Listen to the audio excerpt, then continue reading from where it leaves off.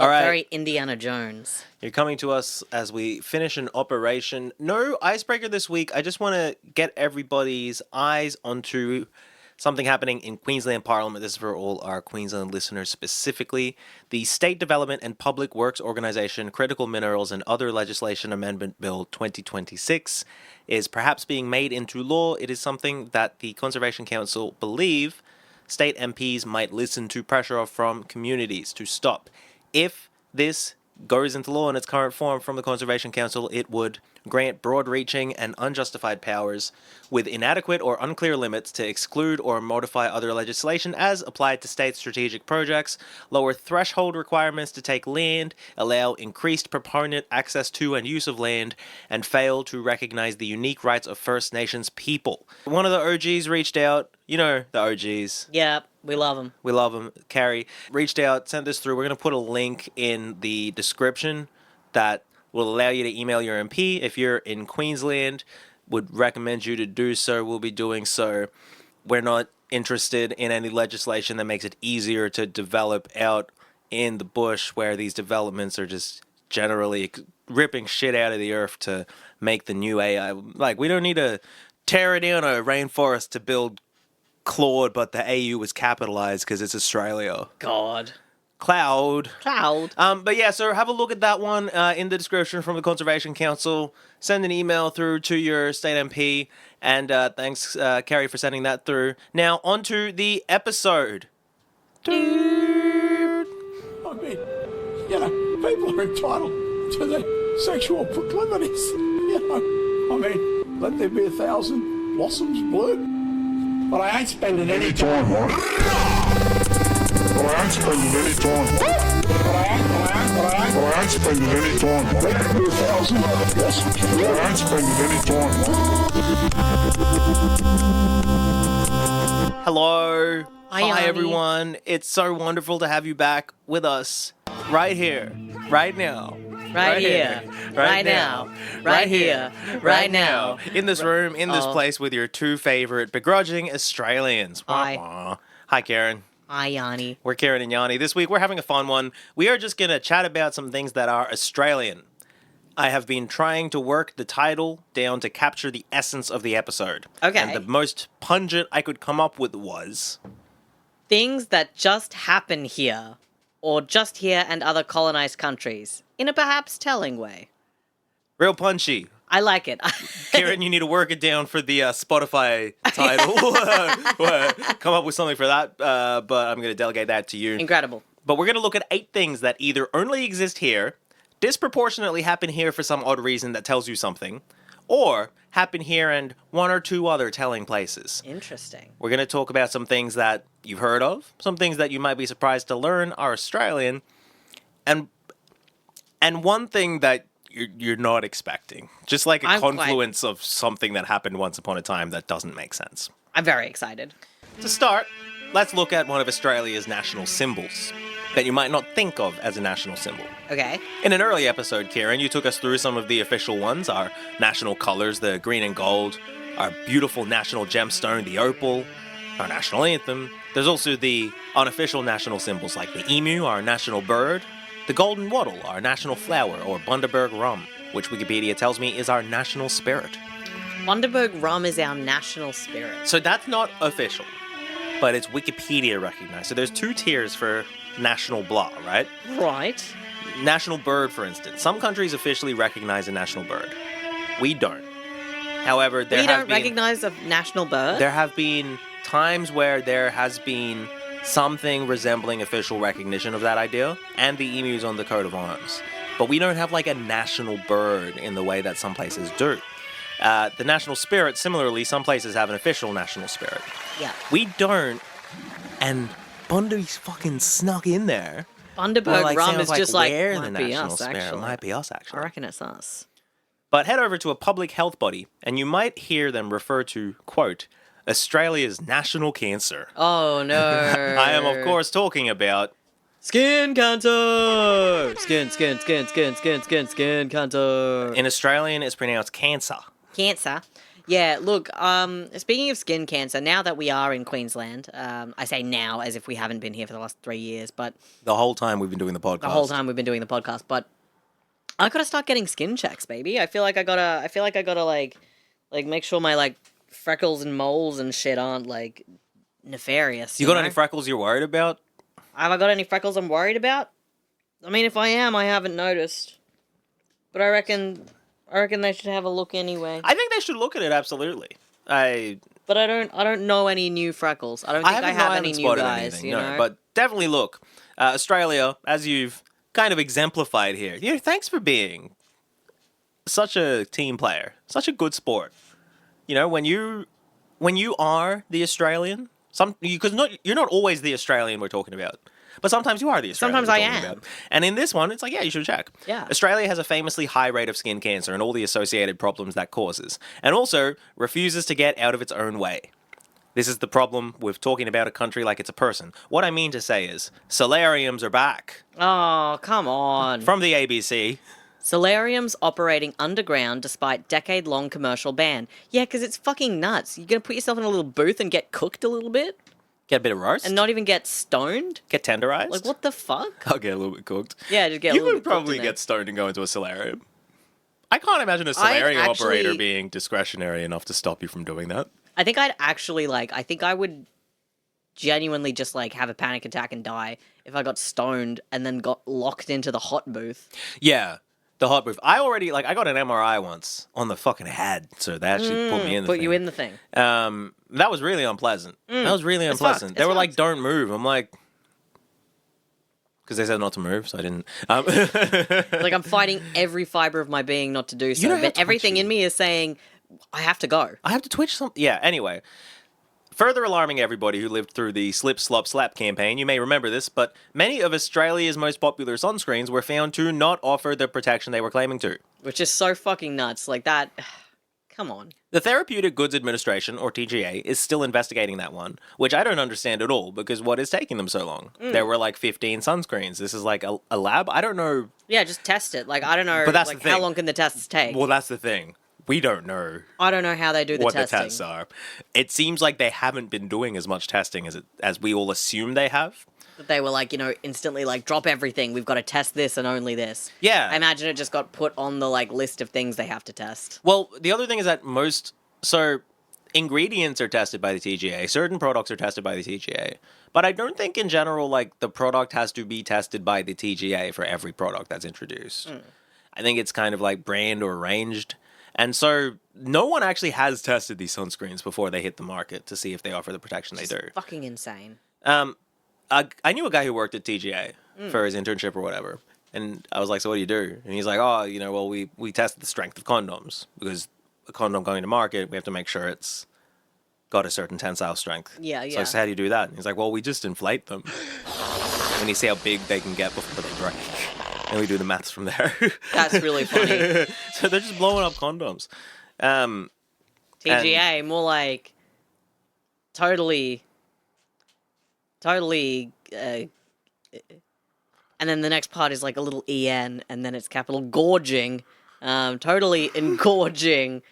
Where are you going with this? It'll either be it can't be aphrodisiacs, prophylactics. Right, okay, TGA. Yeah, totally engorging prophylactics, but make sure you put the emphasis on the right letters. You have to do it in the right way.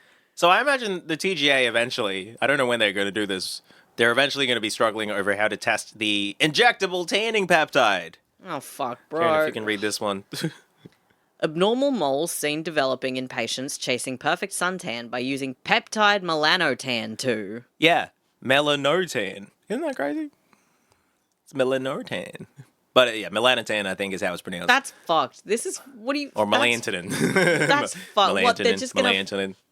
So it's a... Have you had your Area Health Plus today? Anyway, it doesn't matter. Cut that. Have you had your melantonin shot today? You're looking pasty. Looking pasty. That's fucked. People, and maybe it's because I don't really care about how I look that much. I care a little bit. I feel like I care the normal amount. Yeah, you care about coming off as a sane person. Yeah. Worth having a conversation with. Yes, but I'm not trying to, like, I'm not self-improving. I'm not, like, going out there and being like, oh, I must, like, do the thing. The kids call it looks maxing. Yeah, I'm not doing that. Yeah. And I won't do that. Like- Injecting? Here's my problem, I guess. And maybe this is, like, the addict in me. But, like, if you're going to inject something, you don't even want to get high from it. You don't want to get high from it. don't You just even want to wanna inject go- something that changes the color of your skin. Like, oh, you just want to, like, and not even in a cool way. Not even like you're a not even going to be, tattoo. like, blue or nothing. Well, Like, that's the thing. I mean, someone might say, well, some people inject stuff into And their you know skin to what? make them blue. and you know what? I have to take back. I get piercings. I get tattoos. You've got holes in your ears. Yeah, you know what? I like putting metal in myself. When I you like run, that there's for like me. whistling noises because of It's all like the holes in your ears. Like, there's actually sometimes, sometimes I'll feel a tickle on my ear, and I'm like, yeah, so the very ironically named melanotan is a so-called peptide hormone that makes your skin produce melanin, that is, get darker, but also gives you a big boner. Yeah, so none of the like mainstream news articles I read about melanotan mentioned that. Melanotan, I don't know. But it is a well-known side effect. what, big boner? Big boner. Yeah. They're looking at it as also being Totally an ED. engorged penis. TVA, but penis is spelled with an A at the end in brackets. Totally engorged a penis. That's fucked. So what? It just you'll just like an unintentional hard on. Yeah, you'll just get hard for a while. It's like a Viagra. But also, you tan gradually. Australians are self-administrating these injections, and who Okay. knows what's going to happen next with them. I saw a picture of a kid's back cut in the ABC article, and it was like just covered in moles. I'm not showing that to you. You can look it up later. But That's it's gross. fucking I want to crazy. see it again. Ugh. Anyway, skin cancer.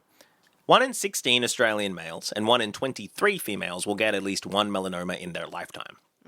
This is part of Australia having the highest rate of skin cancers, melanomas, and all of those other ones in the world. The numbers are fuzzy because not every skin cancer gets checked out. Many people just have a dormant one for much of their life. And when you're looking at countries where skin cancers aren't as common, they might be less likely to be identified in the first place. With all that in mind, Australia's rate for full-blown skin cancer is something like 36 per 100,000 people, and New Zealand's next with like 30-ish. So that's like 0.03% of the population. That's crazy. I've just shown Kieran a bar chart showing the top 8 skin cancer rates plus the world average. So as you can see, it's us, then New Zealand, and then What, we got Denmark, Yep. Netherlands, Norway, Sweden, Switzerland, Germany, and this is like all 20 per 100,000 people. and up, Yeah. basically. And then the world average is 3.4. Per 100,000 people. Yeah, which because is like, huge fucking difference. well, because no one, the rates in places like India and China and Africa are like infinitesimal. Yeah. That's not something people are really getting like that. They are. But places where there's people with extremely pale skin are places where skin cancers are Makes sense. more common. That's fucking wild. But the place with the people with the pale skin and the blazing sun and the hole in the Obviously, ozone that's layer, going to be much worse, isn't you it? see, so that's what we've got here. Nice. Australians also seem to get skin cancer related conditions younger and get them worse on average. The disability adjusted life years lost, or DALY, Dali. Dale. which is like a metric I remember from my time in the public service. It's basically how many years you either didn't live because you died from an illness that you could have expected to live had you not been sick, as well as the amount of time you were too sick to maintain a regular life. Okay. So yeah, rather yeah, than yeah. like how young did you die compared to your life expectancy, how long were you Unwell quote unquote as disabled well. to a Yeah. point where you weren't able to maintain your life? You were in hospital or whatever. So a higher DALY indicates either people are getting skin cancer earlier or living longer with the cancer. I'm going to show you a map of the world colored by DALY due to skin cancer, and the darker red countries are the places with the most DALY for skin cancer, all right? Oh, no. Okay. See if you can spot them. All right. Let's have a... oh, no. Okay, so Australia and New Zealand are just like the only dark red ones. Everywhere else Yep. is shades of orange. Everywhere else is shades of orange. Oh, that's so funny. And the places in sub-Saharan Africa with like that darker color one there, Yeah. I think that's Angola. Okay. A lot of Portuguese people there. Yep, yep. Um, The US obviously is yeah. representing. We've got some of Europe as well, but Mm. so the little Mainly where, the people are whitest, as it Excuse were. me. Yeah, yeah. What got me thinking about this episode was a number I'd heard, but just like on the internet, about Israel having the highest skin cancer rate outside of Australia and New Zealand, which does not seem to be true anymore. Ah. It was in 2003. And it seems like they're still in the successful part of the skin cancer prevention campaign, which means in 10 years the solariums will be back. Yeah, and so then it they'll like, get won't fucking matter in the first place. But like they're where we were, I think, 10 years ago. Yep, yep. Where people were like, hey, we might have got a handle on this. No. Wrong again. That being said, because their state is very apart, Ed, their cancer institute splits the stats by ethnicity, which is great fuck, of course. for this exercise, because roughly 10 per 100,000 Israeli men will get a melanoma, compared to roughly 2, quote, Oriental/Middle Eastern men. Great. Later down on the page, they say 1 in 36 Jewish men will develop a melanoma, compared to 1 in 312 Arab men. Damn. For women, these numbers are 1 in 45 compared to 1 in 434. So Yeah. about like 10, like half. It's skin cancer is about half as common for Israeli Jews, according to the Israeli Cancer Foundation, than it is for white Australians. Okay. So quite high, but not that second to Australia situation. Yeah. Because people are still wearing sunscreen over there, apparently. You know. And if you look at the national level stats as well, that includes all those Arabs, a big part of the population A big part of the population. who don't get Yeah. skin cancers, and they're included in the population statistics sometimes. Overall, I think it's fair to call it Australia's national cancer for now. There is a bit of a trend of skin cancer diagnoses in parts of the world where it wasn't previously as common. The next chart I'm going to show you, the darker red means there's been a bigger increase in skin cancer diagnosis. So more people are getting diagnosed over the last 20 years. Okay. What do you see? Damn, I see the US, but more than that, I see China. Yeah. Skin China's cancer a really diagnosis, dark red. They're going up really far in China. From the one paper I skimmed the introduction of, they've identified this as like partly being because of the sun, but also because of the aging population. Older people are more susceptible to skin cancer anyway, as well as other forms of skin cancer, non-melanoma skin cancer. Yeah, There's cancers that develop in like the webbing of the fingers and the webbing of the toes.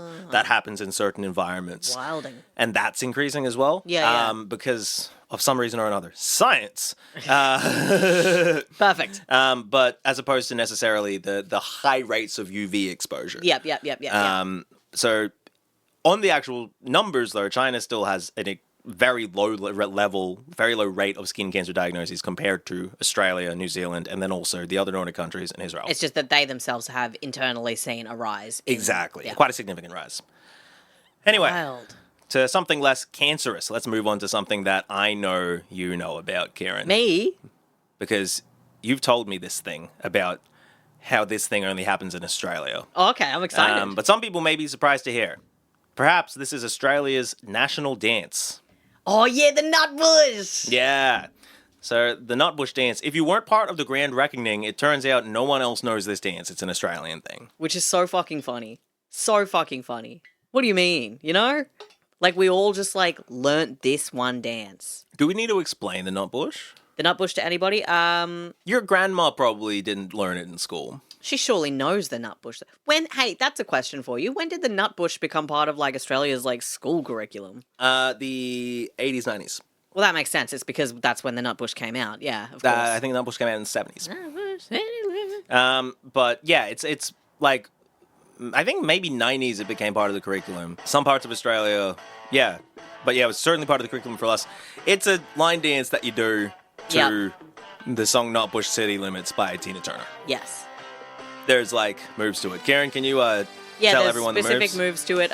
So you've got 2 steps to the front, like kind of like a step, and then put your foot back, and a step, and put your foot back. First with your right foot, and then you'll do the same again with your left foot. You'll do like a step in, and then back out, and then a step in, and then back out. Okay. And then do you do the hokey pokey? And then no, unfortunately, no hokey pokey, what? because then what you're gonna do is you're gonna start stepping back. What? You're gonna start stepping back. I'm pretty sure. Hang on. All right. Hang on. Can I just lean back? Lean back? Lean back? Lean back? No. Because then you've got to do two. Then you got to do them to the back. You gotta do them to the back. You got to do them to the back. Do them to the back. Now do them to the front. Now Now slide to the left. Now slide to the right. Sorry, the song. I'm trying to picture the nut bush now. I feel like an idiot. It's easier to do Go that. nut bush. Kieran's doing the nut bush with his fingers on the table. All right, so he's going left back now. And then I think it's kick. He's kicking. Yeah, kick. No, I think it's knee. Yeah, you go knee first. Knee twice. Knee. Kick. Cross your legs, jump. Yeah, and then you rotate. Yeah. It's a line dance.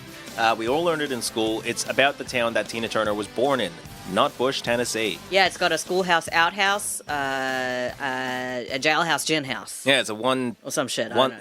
Yeah, I never actually really looked at or listened to the lyrics before, but it's... No, me neither. Like, I had a read of it, and it's like a pretty direct narrative of like, hey, what's it like in Nutbush, Tennessee? Yeah, this is Nutbush. It's kind of like a joke because Nutbush is a unincorporated rural community, which means it doesn't have city limits. That's incredible. That's so funny. Because it's not a city. Nutbush city limits. There is none. Yeah. The limit does not exist. The city limit does not exist. Yeah. It used to be a set of like cotton plantations from slavery times and then through sharecropping. But most of that work is mechanized now and most people left. The last time anybody checked, which was seemingly in 2000, there were less than 300 residents. Damn. It's not even the biggest place named Nutbush in the state of Tennessee, which goes to just like a suburb in nearby-ish Memphis. That's quite funny. Though Tina Turner never did like the Nutbush. A Honey Salt article from 2023 by somebody named Lucy found a clip of Tina and the iCats doing a very similar dance to the same song. Okay. Like similar enough that like it had specifically the like cross your legs, jump, turn. Yep. And then, the rest of the moves are pretty simple. Like, the rest of the moves kind of were like, like here's if some the leg Nutbush moves. was hard. Yep, You know? okay, yeah. Like, it's like That a makes good, sense. like if a dancer does it.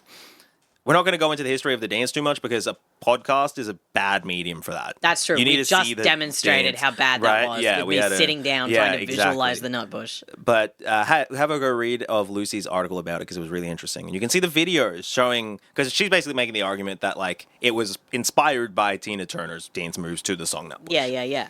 But people have looked into where it came from in other contexts as well. And there's two competing theories. One is that the New South Wales Department of Education invented it based on a dance called the Madison, which I'm told looks like the Nutbush. Okay. Nutbush City Limits researchers trace origins of renowned dance to New South Wales Education Department. This is an article from 2024. Yeah, so this is a recent investigation that they did. They basically said, so it was University SA and Edith Cowan University. So this is, I suppose, the establishment view. And the establishment view is that the Nutbush was created by the New South Wales Education Department. Okay, that's fucking silly. What do you think? You know what it made me think of immediately? It immediately made me think of all those government research things into the Blue Mountains Panther. Oh, yeah. And just being like, yep, we've decided this is what it is. This is what it is, where they just decide. That's how it just feels. It feels like they're just like, well, we reckon this one. Case closed. And Case it's like, closed. What? It's like, yeah. Oh, it turns out we did Did it. you prove it? What? So the other big theory is that it's a very sped up version of the dance that accompanied the like 1950s or 60s song Alley Cat by Bent Fabric. You heard this song? No. All right. Alley Cat by Bent Fabric. It's not the name of a band. He was a Danish guy named Bent Fabricius, and he went by Bent Fabric. And his piano. As you can see, he made piano music. I've just shown Kieran a picture of the album. I will play a little bit of the song for everybody, and please try to imagine doing the Nutbush extremely slowly while listening to it, all right? Got it. Okay.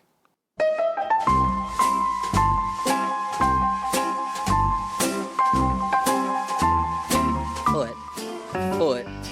Kick. Oh no, knee. Kick. And cross your legs. Step.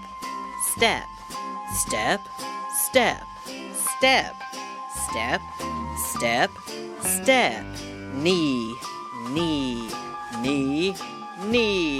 Kick. And cross your legs. Jump. So, how'd that feel? Felt kind of fun. Yeah. I liked kinda it. Worked, yeah. So, the theory that links this song to the Nutbush, right, is from the Decoder Ring podcast, which is like a Slate podcast, I think. And this theory basically says that in Melbourne's like the gay discos in the 70s. Yeah. And I mean like they're queer, not like they're fucking those gay fucking ass gay discos. discos. But like the queer discos in the 70s, the dance for the alley cat somehow became associated with the song Nutbush City Limits. That's really funny. So go listen to the podcast that they did and tell me if you liked it, because then I'll listen to it as well. Because I didn't. I didn't listen. I just read the thing. Anyway, so that's the Nutbush. We love the Nutbush. Okay, so here are the things that just happened here. Skin cancer, the Nutbush. Yeah. Related? The- No, of course not. Of Oh. course not. Of course they're not. Unless. Do you know something that you need to tell everyone about the skin cancer in the Nutbush? Were you part of the project? Turn the fucking podcast off. You inject the Turn off peptide, the... you start doing the Nutbush. I'm ready to start injecting peptides. You have to inject the peptide and do the Nutbush And to nutting get in my the bush, tan. yeah. Okay, that's enough.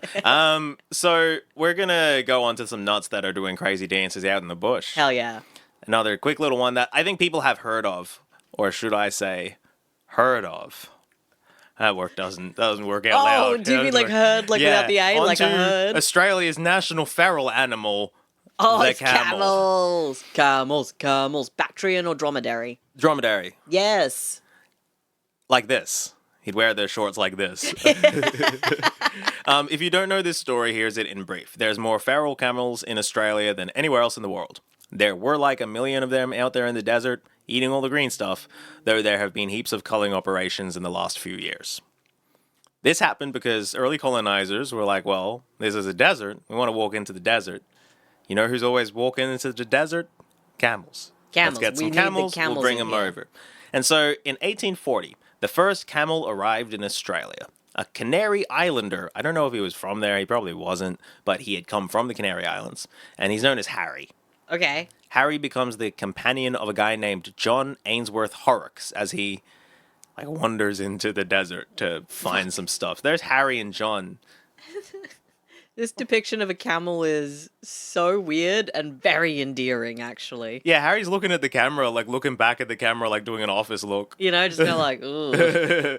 While we're here, and listener, you'll need to look this guy up. John Ainsworth Horrocks, if you look him up, the drawing of him or whatever looks like if the Indian god Krishna had massive sideburns.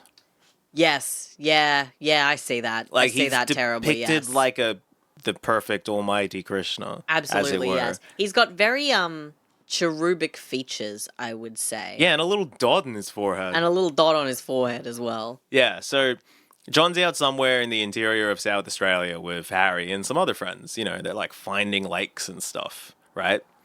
One night, John's cleaning his gun, and Harry steps on the gun and shoots John in the face. What? John dies from his injuries, but not before asking somebody to shoot Harry too. What the fuck, bro? John became known as the man killed by his camel, and that is the story of the first camel in Australia. Harry. Sorry.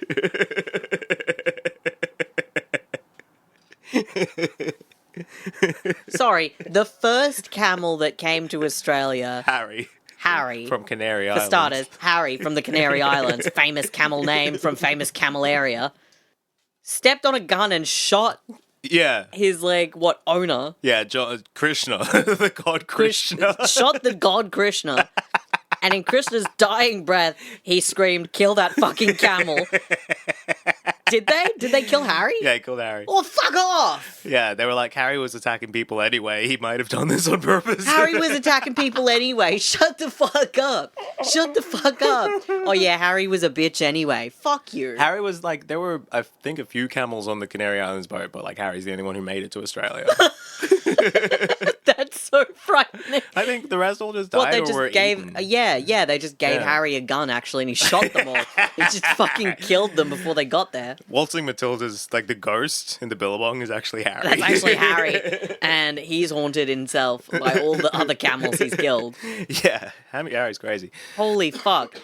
Honestly, kind of love Harry. Yeah, I love Kind of Harry. really love Harry's Harry. the hero of the story. Of course he is. Hey, he stopped one colonizer. You know, Hey. he's just like, hey, he's doing his part. If we all do one, If we all do one, we'll do it together. exactly.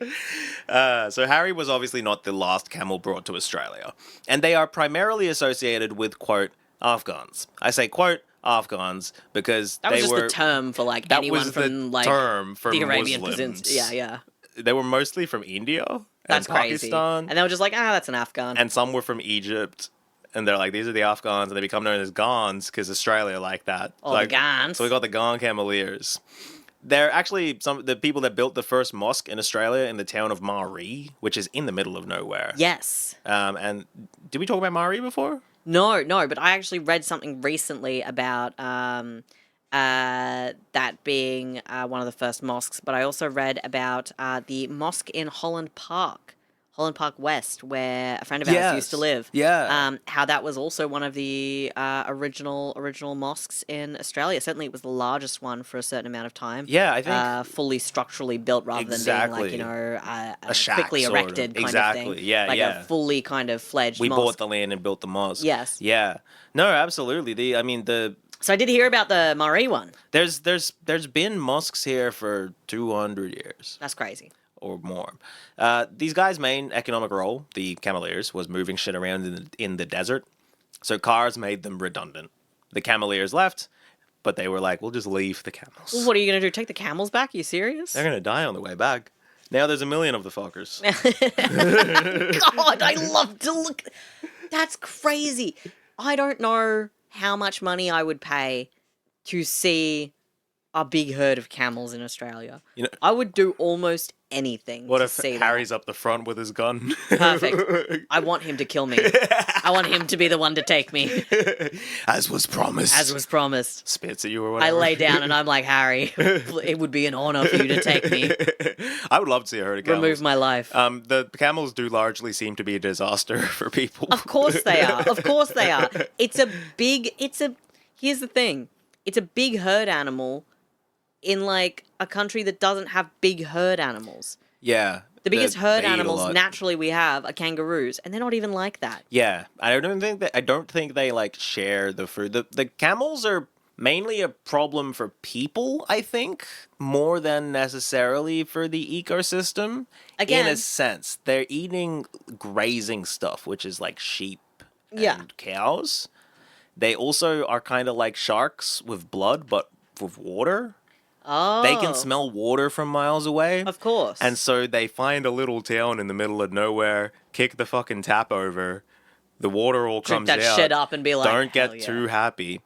Oh no. Then they're in the middle of nowhere and there's no water left, and they all fucking die. And there's just like a bunch of camels piled up Dead next to the fucking school. camel. Jesus. It's really terrible. It's really terrible. It's a profoundly unhappy story. awful. Yeah. But, maybe we should check out the Boila camel races next year and see the old dromedaries in action.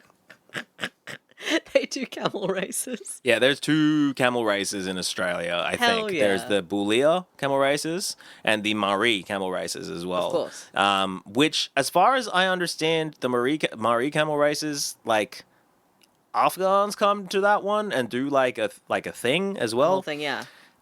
There is another thing with camels in Australia that I only read the wiki of, so I'm going to look into this further, but it's a really interesting story. It's interesting, but I think because I'm a sucker for this. There's this idea that the first missionaries who weren't murderous, who actually made some kind of cultural connection with the indigenous people they're trying to proselytize to, first missionaries in Australia, walked around the desert on the camels. And so for some indigenous communities, the camel is associated with like Christianity. For some like indigenous communities who are Christian, Which would make sense. yeah, it's like a big part of like a nativity scene would be like there's a camel there. And given like Yeah, where the story of yeah. Jesus and such takes place, it's not There would've been impossible that camels. there would have been No, camels. they might have been getting. I mean, around some of the camels. wise men I think came on camels. Maybe I think that's what I associate Yeah. most. And obviously, like, that sounds too perfect to be true. That sounds like what you'd write if you really believed in the... Absolutely, yes. But also, I'm going to look into this more because I found it really interesting. I want to see, like, camel Jesus. You know? So that's camels.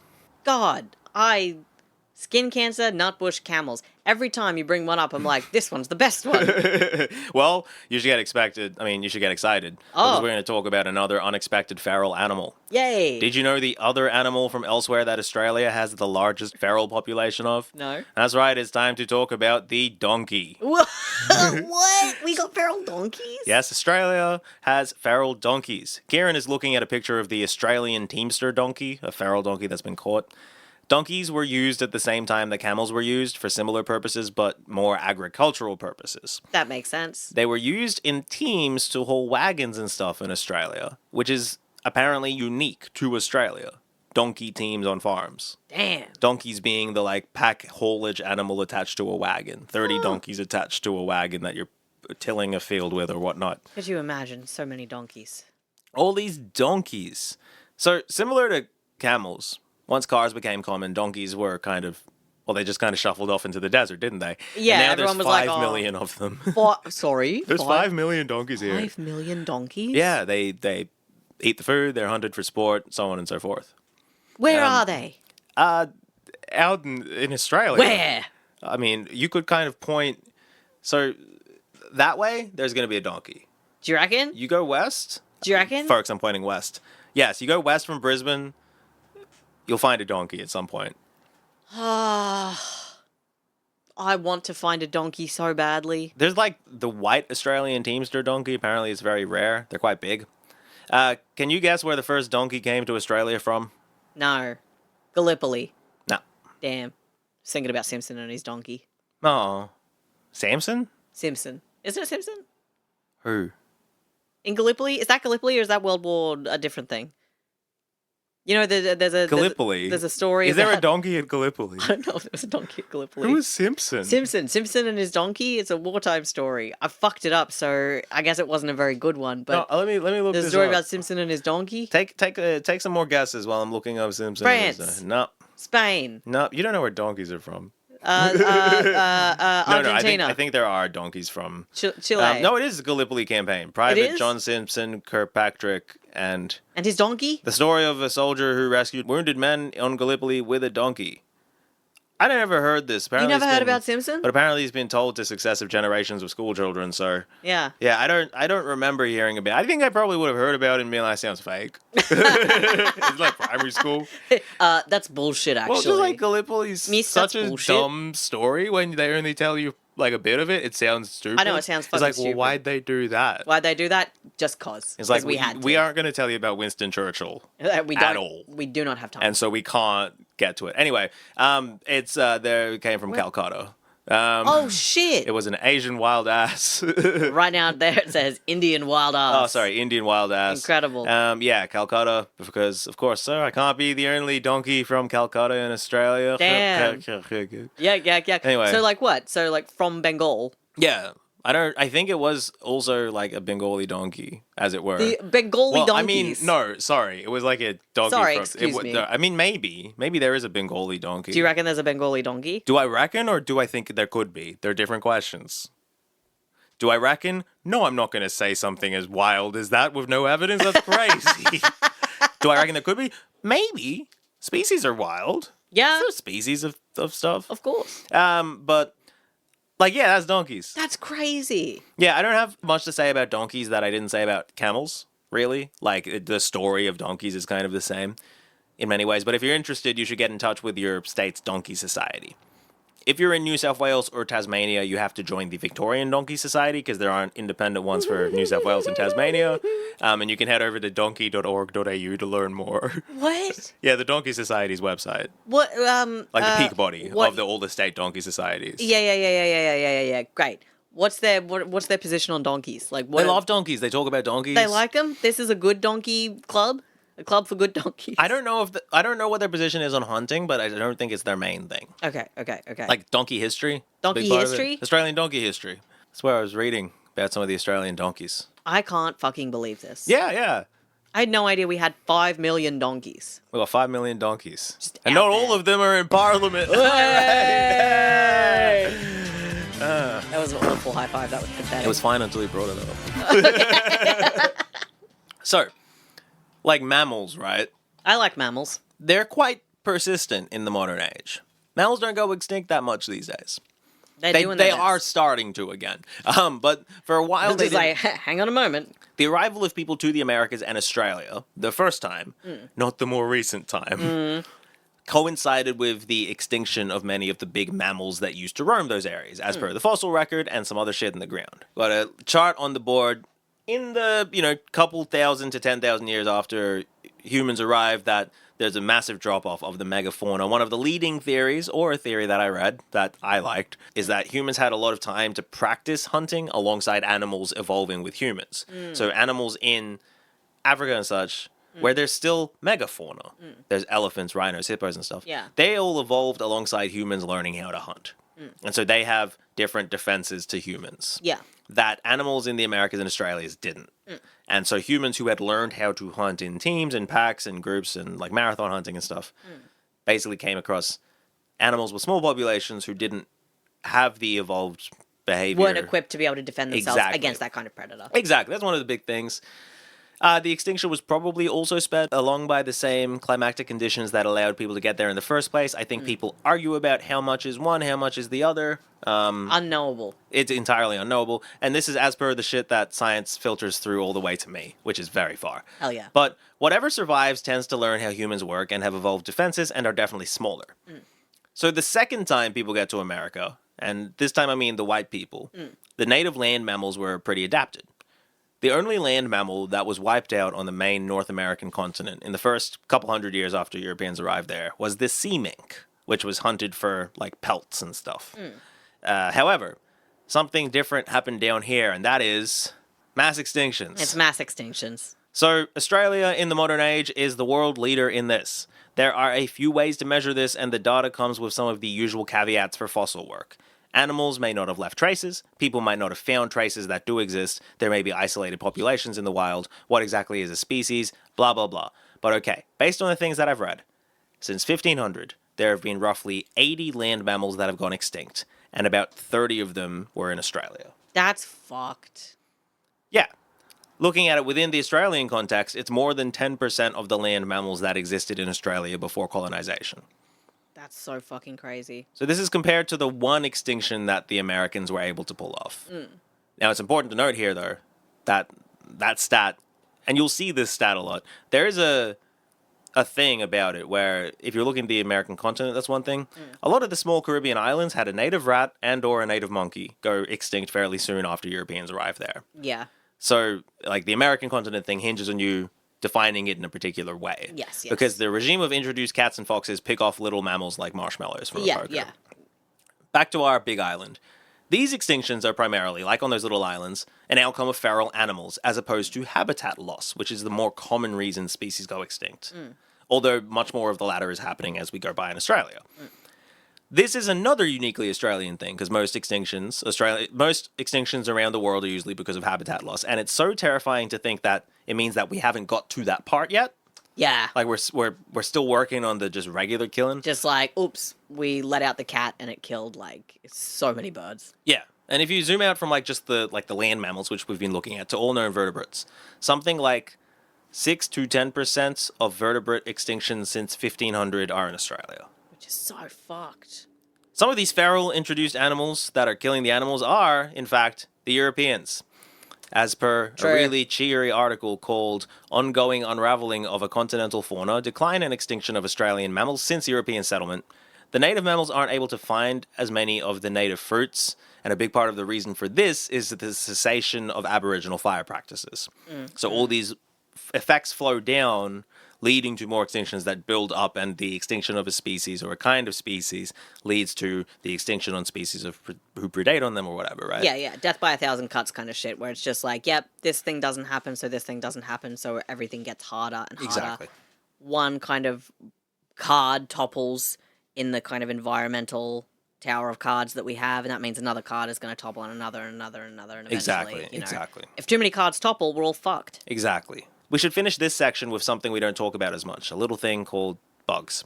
The extinction of Bugs. little bugs and stuff. Yes, which is going to be quite devastating, I think. Yeah, I'm going to quote a paper. Well, you're going to quote a paper from the Cambridge Prisms Extinctions Journal. Okay. Invertebrates are valued less by the Australian community. No! I felt so sad reading that. Yeah. It's all very sad. It's much harder to establish scientifically. Oh, yeah. And the headline for this one is... Yeah, sorry, the title of the article. This is the way the world ends. Not with a bang, but a whimper. Estimating the number and ongoing rate of extinctions of Australian non-marine invertebrates. Yeah, identifying how many invertebrates are going extinct is probably impossible. A lot Of course, them, because we probably don't even know how many invertebrates we have here. well, a lot of bugs, no one knows, right? Because a lot Yeah. of bugs just live in one It's lake. just simply you know, lakes, it's yeah. like this is like the only lake that this bug lives in. Yeah. But the paper made an attempt to estimate it based on statistics or whatever. They used Monte Carlo simulations. So I guess they like smeared some jam and cream around and Okay. read the shape it made. But anyway, Kieran, I'm going to show you two circles from that paper. One of them represents the number of vertebrate species that have gone extinct in Australia, and the other is the same for invertebrates since 1500 or whatever. Okay. 1788. I just want you to tell everybody what the relative sizes of the two circles are. Okay, gotcha. Goodness. Well, pretty big difference. We have the vertebrates side, which is like, your mammals and shit like that. And I would say that is maybe like 2% of the invertebrates. It's maybe the vertebrates one is the size of a 10-cent coin. Yeah. The invertebrates one is the size A dinner plate? A dinner plate, yeah. Yeah. Yeah, it's about 9,000 invertebrate That's species that have gone crazy. extinct. I know nobody's going to miss a velvet slug or micromoth, I'll miss the velvet slug. Yeah, but- I'll miss the micromoth. but we don't need to sing a whole Elton John song to infer that these extinctions may cascade into a larger problem somewhere down the line. What am I talking about? Oh, Circle of Life. I was like, what the fuck? It's the Elton John? I don't know. circle. Yeah, I was about to be like, damn, like a candle in the Yeah, wind. yeah. I was like, rocket me in? What? Anyway, it's really gloomy. That's mass extinctions. Oh, lucky us. Okay, so skin cancer, the nutbush, camels, donkeys, mass extinctions. Because again, like I said before, I was getting more excited with each one. Yeah. Really dropped down here with number 5, mass extinctions. Not thrilled about this. Well, the next one's a lot more fun. Okay. I think you're going to enjoy it. There's a lot of reading for you in this one. Yay. We're going to... We'll finish with a few little odd ones and then the astounding thing that I need to tell you I'm about. thrilled about that. It's really absurd. Karen, did you know that Australia is the only country with a fully refundable dividend imputation system? Franking credits? I don't know what this is. I've heard people talk about it in the news, but people are very mad about it. So I The went fuck to... is a franking credit? Don't and also, worry. that's a great photo of Frank Ocean that you've just covered put a up. blonde Yeah. his album. Don't worry, I went to Vanguard, which is a financial advice firm, for some explanation about franking, which should make it very clear. Oh, Karen, thank if you God. can read this. Of course. If you receive a franked dividend, you can use the franking credit to reduce your own tax liability. For example, say you receive a $70 dividend that is fully franked, with a $30 franking credit attached. When you lodge your tax return, you declare both the dividend and the franking credit as income. Let's just How'd that say go? you go out one night and you get fully franked, and you You get fully franked with your franking credits. yeah. Use What your the fuck income does to that? get fully franked. What's okay? Sorry. Oh, that didn't help? No. I have more. Okay. Okay. Or if it I think that will solve it. I think I Well- need some more information. kind of hinged on you understanding the first thing, but maybe it'll help. Okay, All I right, hope so. Go now. Okay. It's important to check the franking level of dividends before investing, as some may only be partially franked or unfranked. Sorry.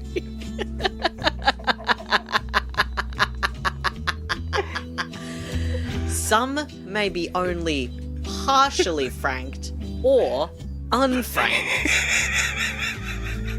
Unfranked.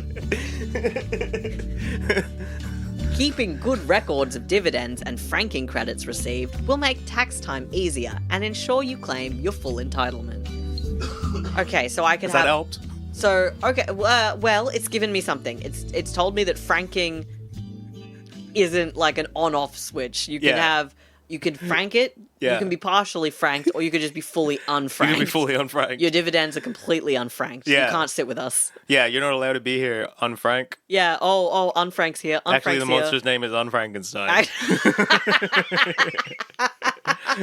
Actually, it's partially Frankenstein. Okay, so I got more. I got something from hopefully a government source this time, not from an investment firm, right? This is from the Australian Taxation Office, Got right? it. I hope this helps. Yeah.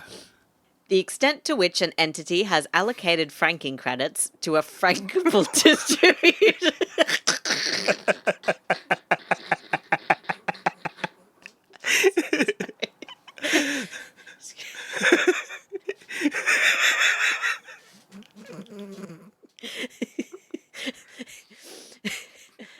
The extent to which an entity has allocated franking credits to a frankable distribution is referred to as the franking percentage.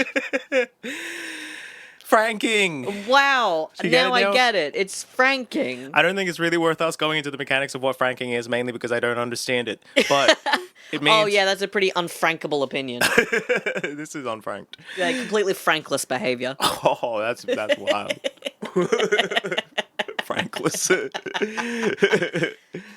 So it means that companies pay tax on their company tax income, right? Okay.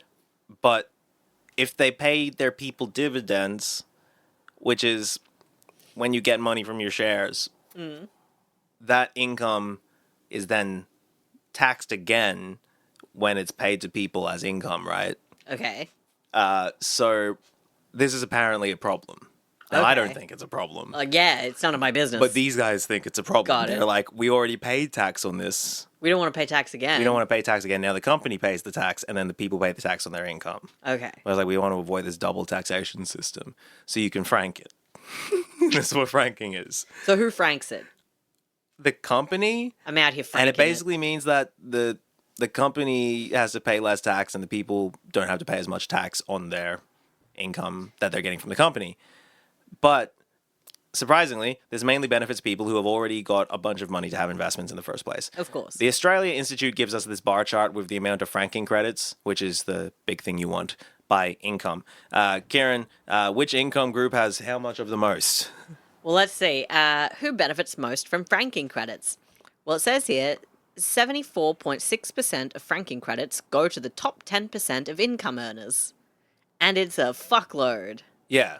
Damn. It's a bunch of money. Regarding franking generally, Wikipedia says that it makes company tax irrelevant to a large extent, which is great to know when that investors and their advisors recognize the benefits and are supportive, so I'm happy for the investors. Of course they are. Yeah, so the big thing with the franking, which already is its own thing, is it's fully refundable, and what this means is that people who didn't pay income tax receive tax refunds. Largely wealthy people. That should piss me off. Yeah, and that's where I got from Anglicare, Australia being the only country. They put out a big paper in 2024 about wealth inequality. Australia being the only country that has like the franking cash refund situation. No other country has like this just random. By the way, you can just have some money anyway. By the way, you Don't can just worry have some about money. it. Hey, we've decided that everything that you've done is frankable. Yeah. Hey, take this money straight to the frank. Hey, you can frank this. Hey, You can put that on a Frankister. put that on a It's a frank Frankless that job. soldier boy. Ooh, frank that soldier boy. Ooh. Even though franking in general, I've seen franking credits described as an illusion, investor class welfare, and contributing to thwarting Bill Shorten. But I'm no closer to understanding what's going on here, really. And that's convenient for the investor class. As the Australia Institute put it at the top of that article, Why the government doesn't want you to understand how franking credits work. It's not an accident that understanding how it all works is boring. Well, yeah, because I feel like that's how they kind of obfuscate, like, most what we would see as being unfair policies and methods of attaining capital. yeah.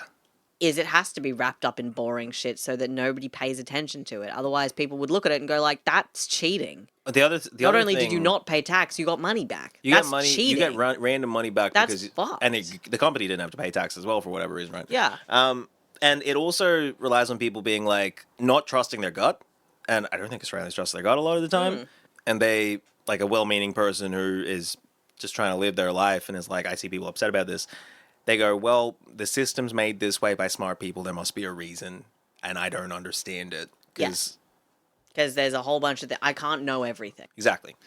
All right, 2 more quick ones before our big one. Yeah, so what we got? We got number 1, skin cancer. Number 2, the nut bush. Number 3, camels. Number 4, donkeys. Number 5, mass extinctions. Number 6, franking credits. And now we're at number 7. Australia is one of 2 countries in the world with a...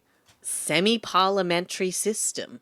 Really can't get into it. The main thing is that there's 2 government bodies. We have the Okay. House of Representatives and the Senate. Yep. And the first one decides who gets to be a minister, and the second one decides if an idea becomes law. Yes. And apparently, this is just Wikipedia, Australia's parliament was designed to take the British system of MPs, but also have the United States powerful Senate.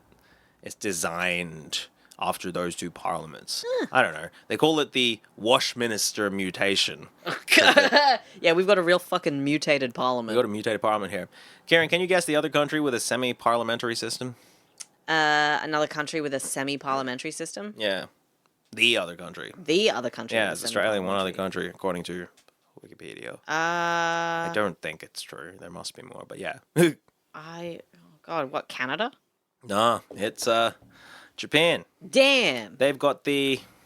The national diet of Japan. Hell yeah. I imagine it's pronounced diet, but yeah. Diet. You know how we have a hung parliament? Yeah. They have a twisted diet. Twisted diet. Oh no. Yeah, I've been saying they got a twisted diet over I got Japan. they got a All that fucking squid and twisted seaweed. diet over there. Honorable mention, I lost access to this article, but according to a Kerry Carr, Australia is the only country in the Anglosphere to have frequent discussions about teacher quality in mainstream newspapers. Damn. That's all I could really see from the preview. But apparently, like UK, USA, Canada, there's not as much, like, the teachers are bad. Apparently, that's a really Australian thing. Well, I think it's because it's in a very sooky nature, I suppose. Where Yeah. parents here are just kind of like, you didn't teach my kid anything, and it's like, yeah, you have to do some work also. Yeah, your kids are dumb. It's like, all right, well, fuck, man. Fuck, man. What do you want? And also, nobody's gonna be a teacher unless you get more money. Yeah, that's a big thing. And You know? also, like, the... Maybe more stringent entry. I don't know. Oh, and just, like, less class. Like, you need lower class sizes. Yeah. Everything sucks when you have 30 kids in class. Yeah.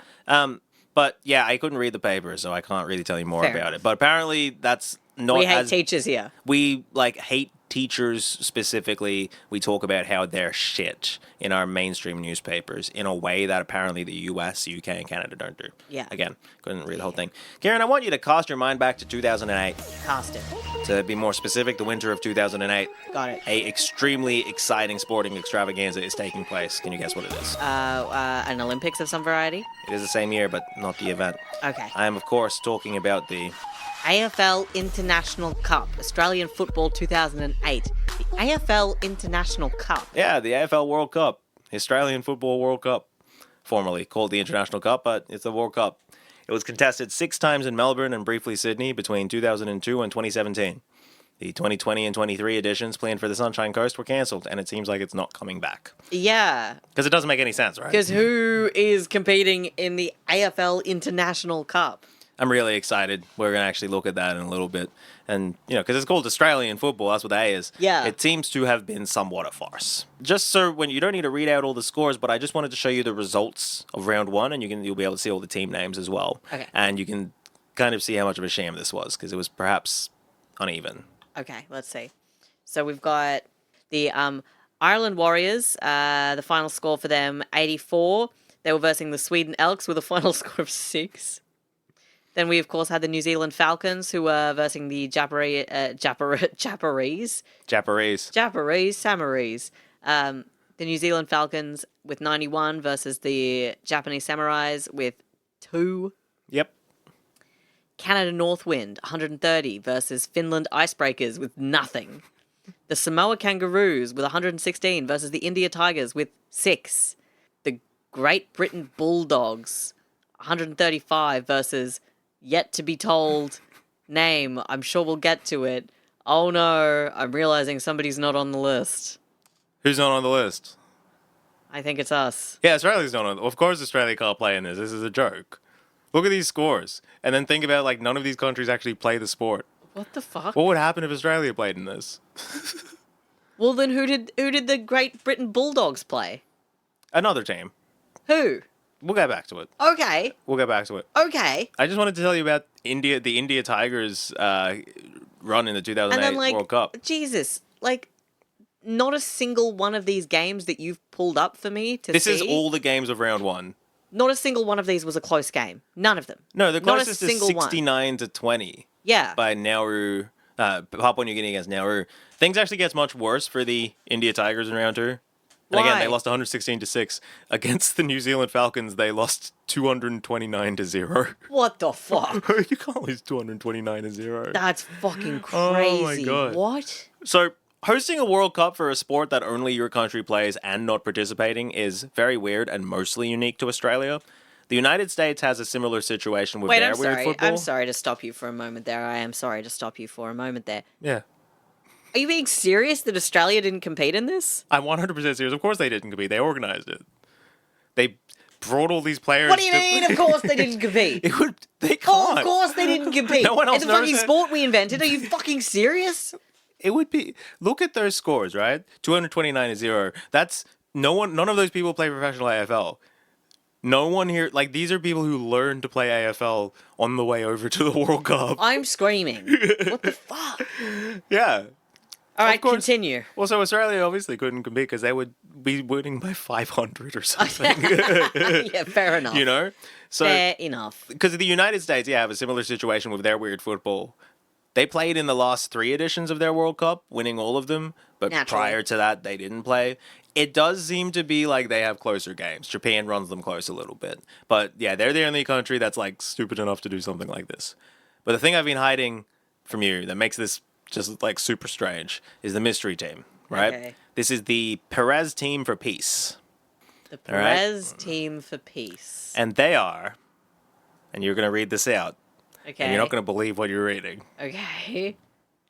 The United Israel Palestine AFL team. The United Israel Palestine AFL The team. peace team. They were called the Perez team for peace. That's an Israeli prime minister. And they played in the AFL World Cup twice.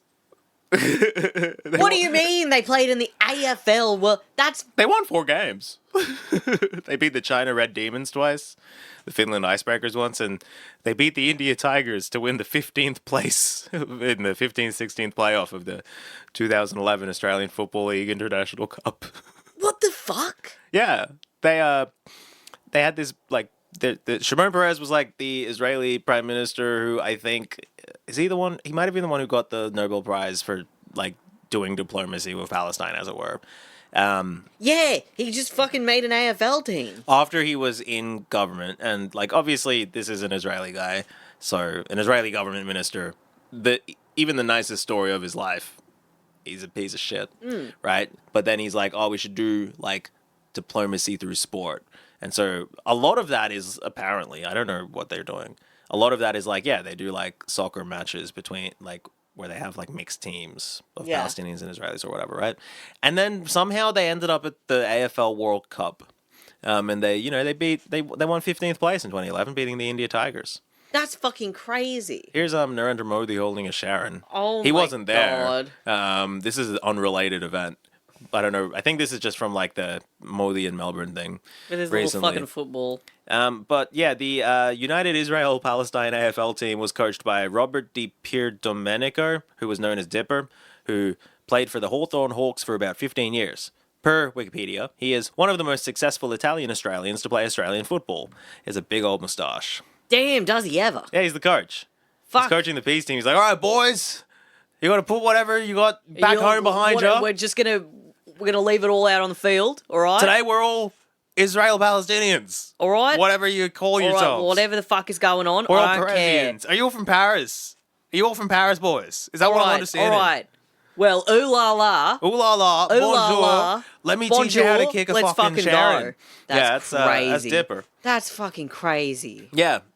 And that's the Perez team for peace. That's fucking crazy. Yeah. There's like some Israelis, some Palestinians, a couple of like Africans. I'm shook by this. This is insane. Yeah. It's certainly something that can only happen here.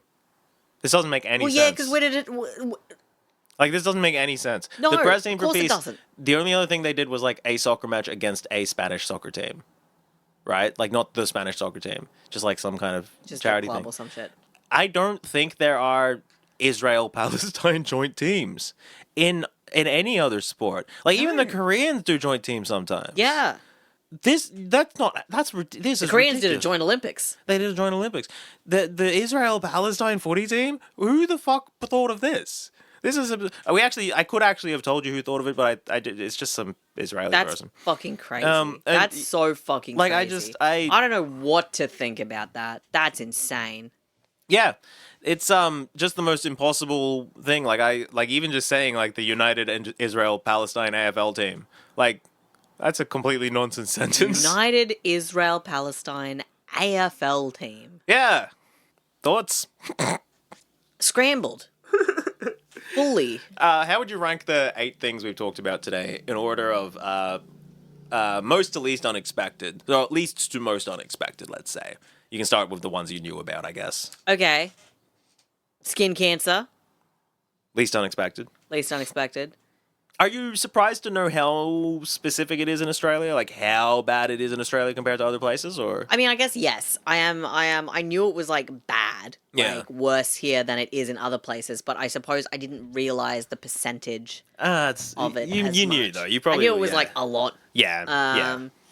But like, you know, and especially with skin cancer as well. Like the culture here of like having a sunburn Yeah. is so normal. Yeah. Like you expect children to get sunburns, and Yeah. I think like, you know, it's kind of it's not encouraged, but it's just kind of like, oh yeah, What's Darwinism? it's a rite of passage, you know. You know, you gotta- like you gotta like I got so many sunburns. There's a perhaps So cavalier fucking many. attitude towards Exactly. sunburns. I don't see why y'all are complaining about a sunburn once. It was fine. I don't see why you make a big deal about a little bit of my nose. Got a little, like, ow. Oh, my nose hurts. Owie. I don't see why it's a big problem. What? You live somewhere where you're allergic to the sun? Why do you do that? Good fucking question. But anyway. But like so, yeah. Like I feel like the cavalier Skin attitude cancer, towards yeah. that makes full sense. Yeah. The nutbush, hugely funny that's like I knew that was just an Australian thing. It's just fucking stupid. It's just crazy. It's just weird. It's like why? Yeah. Why any of this? Yeah. The camels and donkeys. I knew about feral camels, but not like. I didn't think there was like so many. Yeah. I you didn't know guess about I was like, Harry. I know there are camels. I didn't know anything about Harry. That was great. Harry's crazy. Harry's incredible. Donkeys, didn't know a fucking thing about the donkeys here. That's crazy. Mass extinctions, knew about them. Not about how many bugs and invertebrates. That's devastating. There's a fairly recent study, I think, 2024. The same guy who did the other study we got it from. Wild. Franking credits, I don't fucking... Hey, before we started the podcast, I didn't know anything about franking credits. After, I'm still pretty sure I don't know anything about franking credits. So you just need to identify if it's frankable. Is it frankable? If it's frankable, you can frank it. Hey, can you frank it? Or is it partially franked? Frank it. This Frank is an it good. unfrankable conversation. Frankless behavior. Semi-parliamentarianism. It's nice to know that we share something with Japan, you know? Yeah. That's nice. United States nuclear weapons. And then, of they had course, it worse. and then, of course, like, the United Israel Palestine AFL team is fucking ludicrous. You can't actually say that.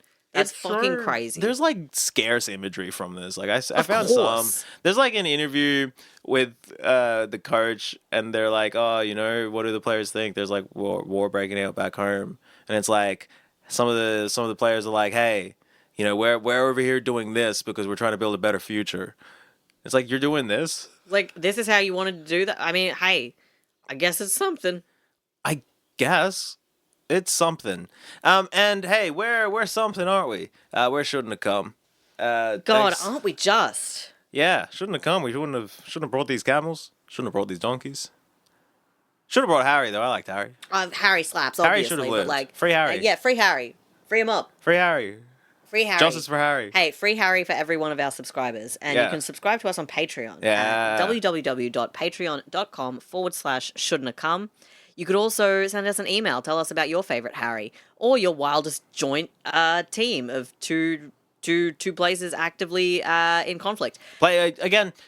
And Playing a sport that is only here.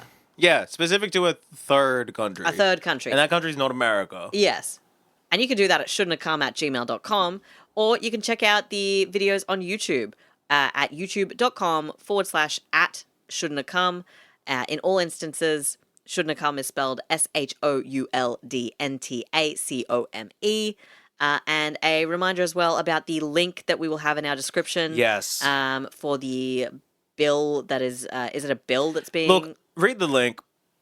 It'll tell you everything. Perfect. It's a petition. Oh. No, it's not a petition. It's a write to your MP. They've got a pre-filled form and stuff. Make it real easy. Yep. You'll at least let the Cancer Council know you're with them. We've learnt a lot today, and I feel insane about Wait, everything not the we've Cancer learnt. Council, the Conservation Council. Yeah, let the Cancer Council know that you're with them about their Nutbush sunscreen, The National Cancer. sponsored by AFL, semi-parliamentarianisms, and camels and donkeys. Kira, is there anything else that's like unique to Australia that you want to shout out while we're here? Me. Hell yeah. It's me. All right, shout out Kieran. Yay, Kieran!